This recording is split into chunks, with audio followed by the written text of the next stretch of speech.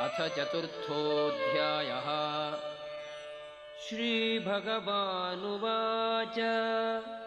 इमं विवस्वते योगं प्रोक्तवान् अहमव्ययं विवस्वान् मनवे प्राह मनुः इक्ष्वाकवे ब्रवीत्. The personality of Godhead, Lord Shri Krishna, said, I instructed this imperishable science of yoga to the sun god, Vivaswan, and Vivaswan instructed it to Manu, the father of mankind, and Manu in turn instructed it to Ikshvaku. Evam parampara praptam imam rajarshayo viduhu sakale neha mahata yogo nashtaha param tapa. This supreme science was thus received through the chain of disciplic succession, and the saintly kings understood it in that way. But in course of time, the succession was broken, and therefore the science as it is appears to be lost.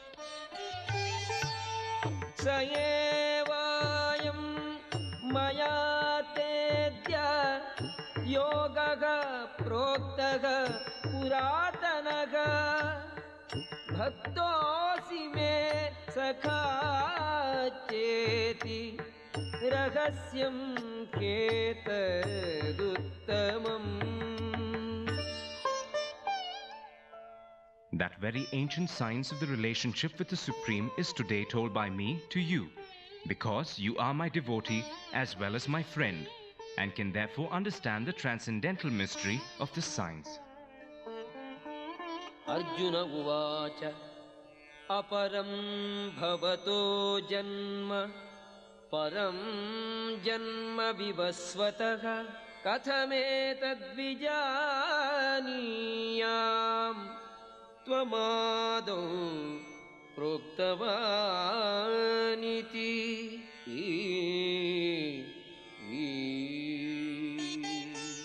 Arjuna said, the sun god Vivaswan is senior by birth to you. How am I to understand that in the beginning you instructed this science to him? Shri Bhagavanuvacha Bahuni me vyatitani janmani tavajarjuna tanyagam veda sarvani natvam vetha parantapa. The personality of Godhead said, many, many births both you and I have passed. I can remember all of them, but you cannot, O subduer of the enemy. Ajopi sang aumyayatma bhutanam ishvaropi sang prakritim swam adhishtaya sambhavami atmamayaya. Although I am unborn and my transcendental body never deteriorates, and although I am the Lord of all living entities, I still appear in every millennium in my original transcendental form. Yada yada hi dharmasya glanir bhavati bharata abhyuthanam adharmasya tadatmanam srijamyaham. Whenever and wherever there is a decline in religious practice, O descendant of Bharata, and a predominant rise of irreligion, at that time I descend myself. Paritranaya sadhunam vinashaya cha dushkritam dharma samsthapanarthaya sambhavami yuge yuge. To deliver the pious and to annihilate the miscreants, as well as to re-establish the principles of religion, I myself appear millennium after millennium. Janma karma cha me divyam evam yo veti tattvataha tyaktva deham punarjanma naiti mameti sorjuna. One who knows the transcendental nature of my appearance and activities does not, upon leaving the body, take his birth again in this material world, but attains my eternal abode, O Arjuna. Vitaraga bhaya krodhaga manmaya mam upashritaga bhagavo jnana tapasa bhuta madbhavam agataha. Being freed from attachment, fear and anger, being fully absorbed in me and taking refuge in me, many persons in the past became purified by knowledge of me, and thus they all attained transcendental love for me. Ye yatha mam prapadyante tam tathaiva bhajamyaham mama vartmanu vartante manushyaha partha sarvashaha. As all surrender unto me, I reward them accordingly. Everyone follows my path in all respects, O son of Pritha. Kamcham taha karmanam siddhim yajanta iha devataha kshipram hi manushe loke siddhir bhavati karmaja. Men in this world desire success in fruitive activities, and therefore they worship the demigods. Quickly, of course, men get results from fruitive work in this world. Chaturvarnyam maya srishtam gunakarma vibhagashakha tasya kartaramapi mam vidya kartaram avyayam. According to the three modes of material nature and the work associated with them, the four divisions of human society are created by me. And although I am the creator of the system, you should know that I am yet the non-doer, being unchangeable. Namam karmani limpanti name karma bhale sprigha iti mam yobhijanati karma bhihi nasabadhyate. There is no work that affects me, nor do I aspire for the fruits of action. One who understands this truth about me also does not become entangled in the fruitive reactions of work. Evam jnatva kritam karma purvairapi mumukshubhihi kuru karmaiva tasmat tvam purvaihi purvataram kritam. All the liberated souls in ancient times acted with this understanding of my transcendental nature. Therefore, you should perform your duty, following in their footsteps.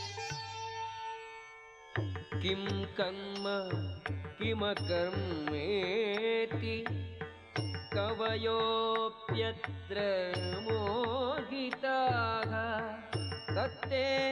कर्म प्रवक्ष्यामि यज्ञात्वा मोक्ष्यसे शुभात्. Even the intelligent are bewildered in determining what is action and what is inaction. Now I shall explain to you what action is, knowing which you shall be liberated from all misfortunes. कर्मणोऽप्यपि बोद्धव्यं च विकर्मणः अकर्मणश्च बोद्धव्यं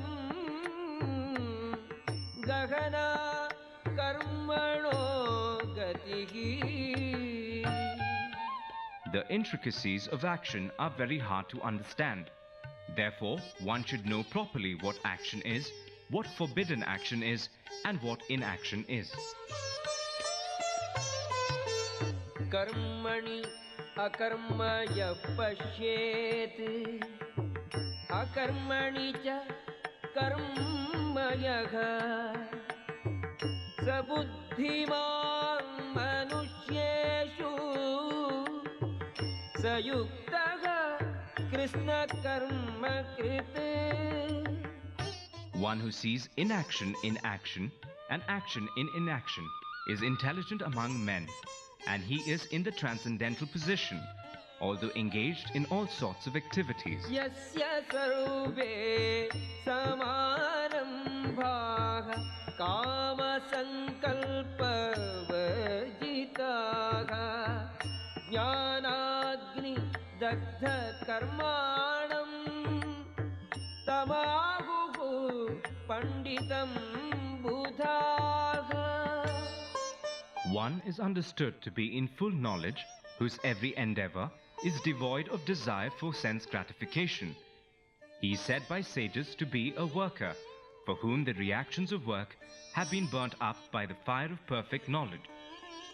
त्यक्त्वा कर्मफलासङ्गं नित्यतृप्तो निराश्रयः कर्मणि अभिप्रवृत्तोऽपि नैव किञ्चित् करोति सदा.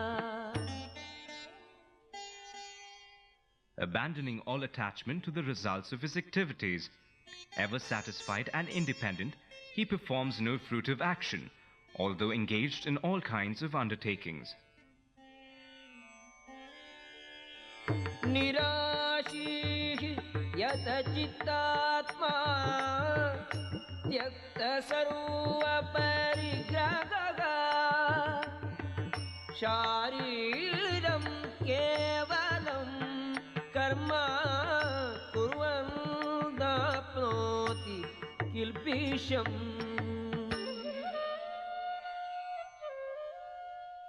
Such a man of understanding acts with mind and intelligence perfectly controlled, gives up all sense of proprietorship over his possessions, and acts only for the bare necessities of life.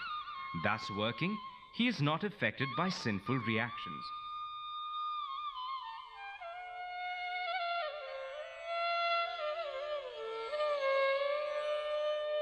यदृच्छलाभसन्तुष्टो द्वन्द्वातीतो विमत्सरः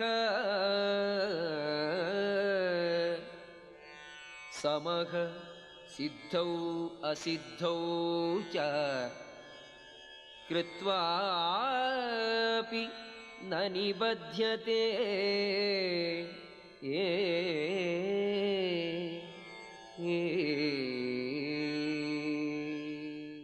He who is satisfied with gain which comes of its own accord, who is free from duality and does not envy, who is steady in both success and failure, is never entangled, although performing actions. गतसङ्गस्य मुक्तस्य ज्ञानावस्थितचेतसः यज्ञायाचरतः कर्म समग्रं प्रविलीयते.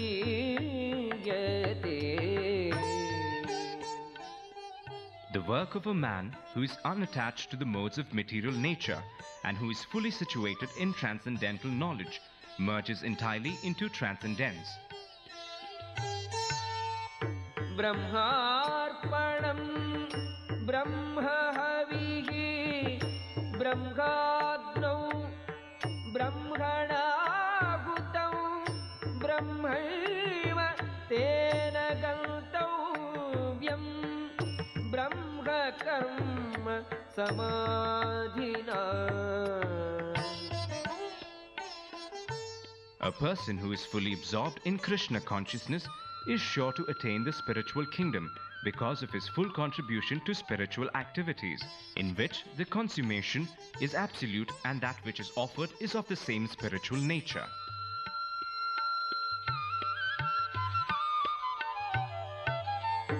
दैवमेवा परे यज्ञं योगिनः पर्युपासते ब्रह्माग्नौ अपरे यज्ञं यज्ञेनैवोपजुह्वति. Some yogis perfectly worship the demigods by offering different sacrifices to them, and some of them offer sacrifices in the fire of the Supreme Brahman. श्रोत्रादीनि इन्द्रियाण्यन्ये संयमाग्निषु जुह्वति शब्दादीन् विषयान् अन्य इन्द्रियाग्निषु जुह्वति. Some, the unadulterated brahmacharis, sacrifice the hearing process and the senses in the fire of mental control, and others, the regulated householders, sacrifice the objects of the senses in the fire of the senses. सर्वाणीन्द्रियकर्माणि प्राणकर्माणि चापरे आत्मसंयम योगाग्नौ जुह्वति ज्ञानदीपिते. Others, who are interested in achieving self-realization through control of the mind and senses, offer the functions of all the senses and of the life breath as oblations into the fire of the controlled mind. द्रव्ययज्ञाः तपोयज्ञाः योगयज्ञाः तथा परे स्वाध्यायज्ञानयज्ञाश्च यतयः संशितव्रताः.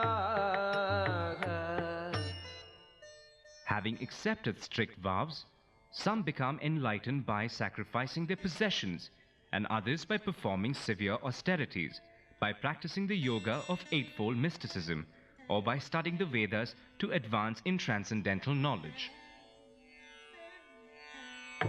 अपाने जुह्वति प्राणं प्राणे पानं तथा परे प्राणापानगति रुद्ध्वा प्राणायाम परायणाः अपरे नियताहाराः प्राणान् प्राणेषु जुह्वति. Still others, who are inclined to the process of breath restraint to remain in trance, practice by offering the movement of the outgoing breath into the incoming, and the incoming breath into the outgoing, and thus at last remain in trance, stopping all breathing. Others, curtailing the eating process, offer the outgoing breath into itself as a sacrifice. सर्वेप्येते यज्ञविदो यज्ञक्षपितकल्मषाः यज्ञशिष्टामृतभुजो यान्ति ब्रह्म सनातनम्. All these performers who know the meaning of sacrifice become cleansed of sinful reactions, and having tasted the nectar of the results of sacrifices, they advance towards the supreme eternal atmosphere. नायं लोकोऽस्ति अयज्ञस्य कुतोऽन्यः कुरु सत्तमा. O best of the Kuru dynasty, without sacrifice one can never live happily on this planet or in this life. What then of the next? एवं बहुविधा यज्ञाः वितताः ब्रह्मणो मुखे. कर्मजान् विद्धितान् सर्वान् एवं ज्ञात्वा विमोक्ष्यसे.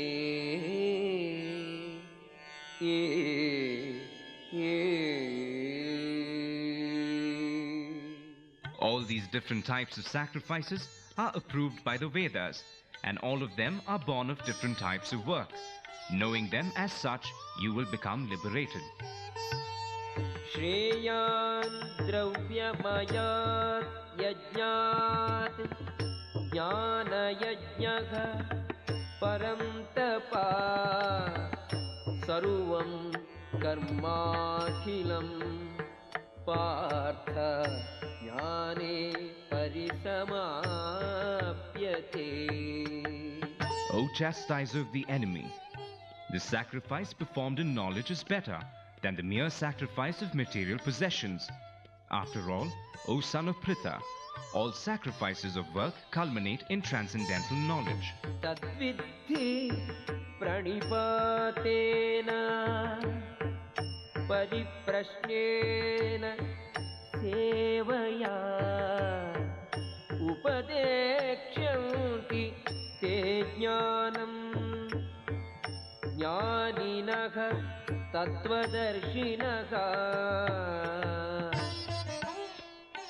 Just try to learn the truth by approaching a spiritual master.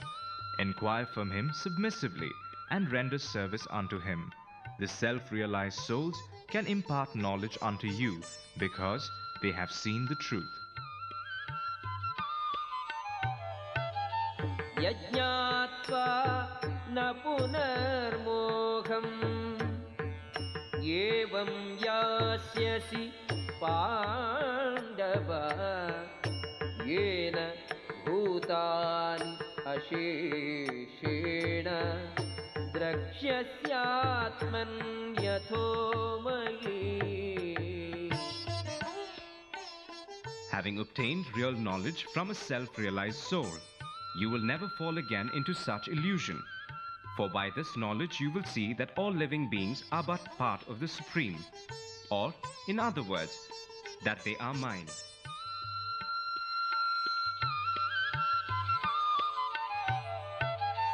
अपि चेदसि पापेभ्यः सर्वेभ्यः पापकृत्तमः. सर्वं ज्ञानप्लवेनैव वृजिनं सन्तरिष्यसि. Even if you are considered to be the most sinful of all sinners, when you are situated in the boat of transcendental knowledge, you will be able to cross over the ocean of miseries. यथैधांसि समिद्धोऽग्निः भस्मसात् कुरुते अर्जुन. ज्ञानाग्निः सर्वकर्माणि भस्मसात् कुरुते तथा. As a blazing fire turns firewood to ashes, O Arjuna, so does the fire of knowledge burn to ashes all reactions to material activities. न हि ज्ञानेन सदृशम् पवित्रम् इह विद्यते. तत्स्वयं योगसंसिद्धः कालेनात्मनि विन्दति. In this world, there is nothing so sublime and pure as transcendental knowledge. Such knowledge is the mature fruit of all mysticism. And one who has become accomplished in the practice of devotional service enjoys this knowledge within himself in due course of time. श्रद्धावान् लभते ज्ञानं तत्परः संयतेन्द्रियः ज्ञानं लब्ध्वा परां शान्तिम् अचिरेणाधिगच्छति. A faithful man who is dedicated to transcendental knowledge and who subdues his senses is eligible to achieve such knowledge, and having achieved it, he quickly attains the supreme spiritual peace. अज्ञश्च अश्रद्धानश्च संशयात्मा विनश्यति. नायं लोकोऽस्ति न परो न सुखं संशयात्मनः.